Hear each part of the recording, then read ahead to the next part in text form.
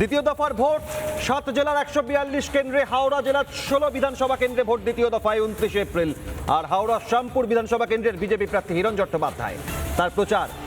2021-এ খড়গপুর সদর থেকে জয়, 2024-এ শ্যামপুরে প্রার্থী হিরণ চট্টোপাধ্যায় প্রচার সারছেন। শ্যামপুরে শিব মন্দিরে পুজো দিয়ে প্রচার শুরু। দ্বিতীয় দফা ভোটের আগে শেষ রবিবার, আজ ঝোড়ো প্রচার।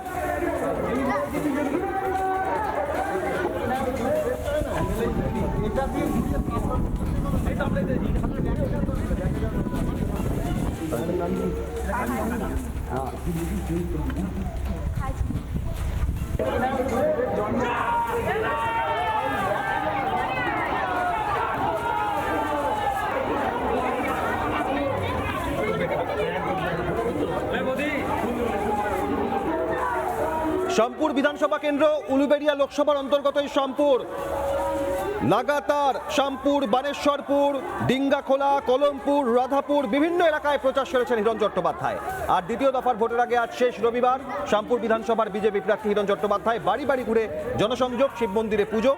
এবং এই বিধানসভা লাগাতার শাসক দলের দখলে থাকার পর এবার বদলের ডাক দিয়ে শ্যামপুরে বিজেপি প্রার্থী হিরণ চট্টোপাধ্যায়।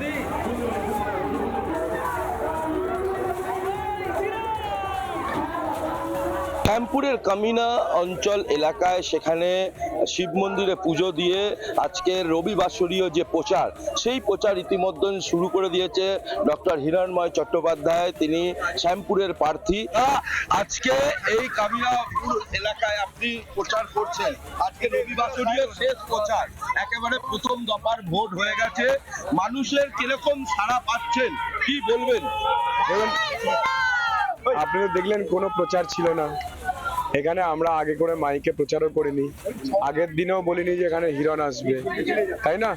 আপনি আর আমি তো এখান থেকে ঘুরছিলাম, তো মুহূর্তের মধ্যে এই কয়েকশো মানুষ চলে এলেন।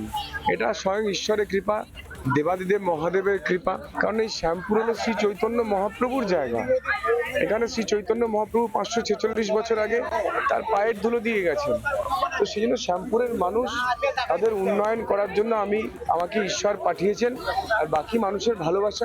26খানা খাল নদেবাসী বাবু খালগুলোকে দখল করে বিক্রি করে দিয়েছেন। তৃণমূল কংগ্রেসের নেতারা খালের ওপরে বাড়ি করে নিয়েছেন। ফলে এখানে শ্যামপুরের মাটির যে আমাদের যে কৃষি জমি, সেখানে কিন্তু জল পৌঁছচ্ছে না। ফলে আগে 2 ফসলি জমি চাষ হতো, এখন হোগলা বন আর কিছু কিছু জমিতে 1 ফসলি চাষ হয়। তো ফলে মানুষের পেটে এখানে লাত মেরেছে আমাদের এখানকার নেতা নদেবাসী বাবু। যা দেখছেন সবই কাগজে কলমে, শ্যামপুরে কোনো কাজ হয়নি। শ্যামপুরে একটা যেহেতু পানীয় জল নেই, এখানে জলের ট্যাঙ্ক হওয়ার কথা ছিল। আমি আসি না আসি, আমাদের পোলিং এজেন্ট বসুন না বসুন, যদি বুথেও কেউ না থাকে, মানুষ গিয়ে ভোট দেবেন। কারণ তারা পরিবর্তন চাইছেন, তারা বিজেপিকে চাইছেন। যে এলাকার মানুষের উন্নয়নের জন্য যদি এজেন্ট নাও দিতে পারে, তাহলেও কিন্তু সেখানে ভোট হবে। হাওড়ার শ্যামপুর থেকে প্রসেনজিৎ অধিকারী রিপোর্ট, রিপাবলিক বাংলা। নানা ধরনের কন্টেন্ট দেখার জন্য লাইক করুন, শেয়ার করুন আমাদের ফেসবুক পেজ, সাবস্ক্রাইব করুন আমাদের ইউটিউব চ্যানেল। পাশাপাশি অন্যান্য ব্রেকিং নিউজের জন্য অবশ্যই চোখ রাখুন রিপাবলিক বাংলায়।